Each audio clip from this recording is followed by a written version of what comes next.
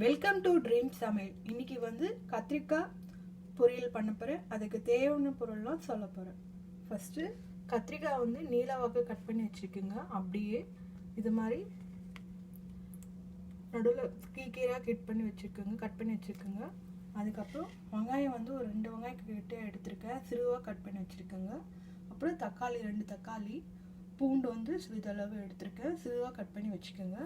அப்புறம் தேவையான மசாலா வந்து குழம்பு மிளகாத்தூள், வெறும் மிளகாத்தூள் ஒரு 1/4 டீஸ்பூன், குழம்பு மிளகாத்தூள் 1 டேபிள் ஸ்பூன் அளவுக்கு எடுத்திருக்கேன், நல்ல தொக்கு கிரேவியாக வரதுக்கு. அப்புறம் தனியா பொடி அது 1 டேபிள் ஸ்பூன் அளவுக்கு எடுத்திருக்கேன்.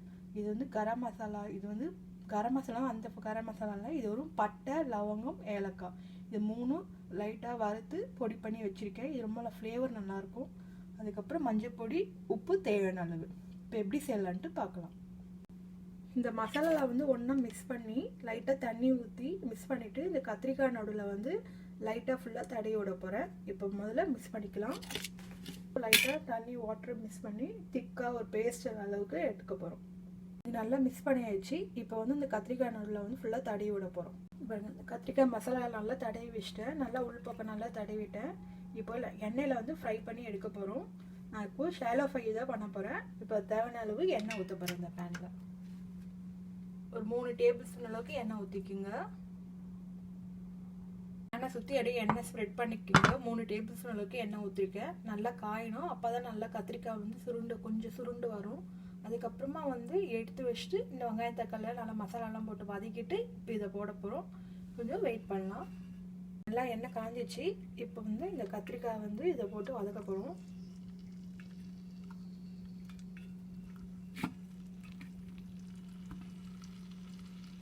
உப்பு காரம்லாம் உங்கள் வீட்டுக்கு ஏற்ற மாதிரி போட்டுக்கோங்க. அதுமாதிரி இந்த குவான்டிட்டி எவ்வளவோ அது தகுந்த மாதிரியும் உப்பு காரம்லாம் கொஞ்சம் அதிகம் கம்மியாகவும் போடணும். இப்போ 4 கத்திரிக்காய் தேவையான அளவுக்கு நான் எடுத்துருக்கேன். இது வந்து இப்போ வந்து தயிர் சாதத்துக்கு அப்புறம் பருப்பு சாதத்துக்கு அது மாதிரி இதெல்லாம் ரொம்ப நல்லாயிருக்கும். ஃப்ரைட் டிஷ்ஷாக கொஞ்சம் ஸ்பைஸியாக நல்லாயிருக்கும். நல்லா வதங்கணும். எப்படியும் ஒரு 10 நிமிஷம் ஆகும். கொஞ்சம் வெயிட் பண்ணலாம். இது வந்து நல்லா வதங்கிச்சு. பூண்டு போட்டுக்கிறேன். பூண்டு நல்லா 3 பல் பூண்டு நல்லா சின்னதாக கட் பண்ணி வச்சுருக்கேன். இப்போ நான் கட் பண்ணி வச்சுருக்கேன் வெங்காயத்தை இதை போட போகிறேன். வெங்காயத்தை போட்டால் நல்லா வதக்கலாம். வெங்காயம் நல்லா வதங்கிச்சு. இப்போ வந்து நம்ம கட் பண்ணி வச்சுட்டு இந்த தக்காளியும் அதில் போட போகிறோம். இது நல்லா நல்லா வதங்கினவொடனே தேவையான மசாலாலாம் போடலாம். கொஞ்சோண்டு காரப்பொடி ஒரு 1/4 டீஸ்பூன், தனியா பொடி, மஞ்சள் பொடி கொஞ்சோண்டு போட்டுக்கோங்க. அப்புறம் தேவையான அளவு உப்பு போட போகிறோம். இந்த வெங்காயம் தக்காளிக்கு மட்டும் உப்பு போட போகிறோம். தண்ணி ஊற்றிட்டு நல்லா கொதி வந்தவொடனே திருப்பி இந்த கத்திரிக்காய் வேலை போட்டுடலாம். நிறைய பபுள்ஸ் வந்துடுச்சு. இப்போ ஏற்கனவே வதக்கி வச்சு இந்த கத்திரிக்காயும் இதில் போடலாம். அப்போ தான் இந்த மசாலா வந்து நல்லா இறங்கும்.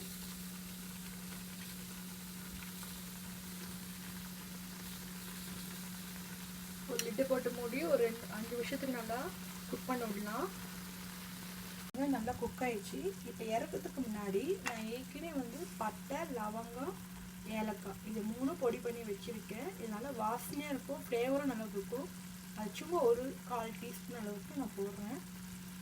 இறக்கிறதுக்கு முன்னாடி போடுங்க, அப்போ தான் மணமாக இருக்கும். அந்த தொக்கு லைட்டாக மிக்ஸ் பண்ணி விட்டுட்டு நீங்கள் கொத்தமல்லி கருவேப்பிலை போட்டாலும் போடலாம். நான் இன்றைக்கி வந்து ஸ்ப்ரிங் ஆனியனோட இலையை போட போகிறேன். ஆனியனோட பால் போட்டு மிக்ஸ் பண்ணி விட்டுருவேன். உங்களுக்கு சுவையான கத்திரிக்காய் தொக்கு ரெடி ஆயிடுச்சு. இப்போ வந்து ஒரு பவுலில் மாற்றுறேன். இது பாருங்கள், உங்களுக்கு சுவையான கருவேப்பிலை சாதம், கத்திரிக்காய் தொக்கு கூட கொஞ்சம் சிப்ஸ் வச்சுருக்கேன். இது வந்து குழந்தைங்களாம் ரொம்ப விரும்பி சாப்பிடுவாங்க, ஹெல்த்துக்கு ரொம்ப நல்லது. கருவேப்பிலை சாதம் அயர்ன் கண்டென்ட் இருக்குது, கத்திரிக்காய் வெஜிடபிள்ஸ் சேர்த்த மாதிரி இருக்கும். சிப்ஸ் வந்து அவங்களுக்கு விருப்பமான சிப்ஸ் கொடுத்தா அவங்களும் விரும்பி சாப்பிடுவாங்க இந்த ரைஸு. இது ஸ்கூலுக்கு ஆஃபீஸ்க்கு இதெல்லாம் குத்தமிக்கலாம், ஹெல்த்தியாக இருக்கும். இந்த வீடியோ உங்களுக்கு பிடிச்சிருந்தா லைக் பண்ணுங்கள், ஷேர் பண்ணுங்கள், சப்ஸ்கிரைப் பண்ணுங்கள், கமெண்ட் போஸ்ட் பண்ணுங்கள். தேங்க்யூ.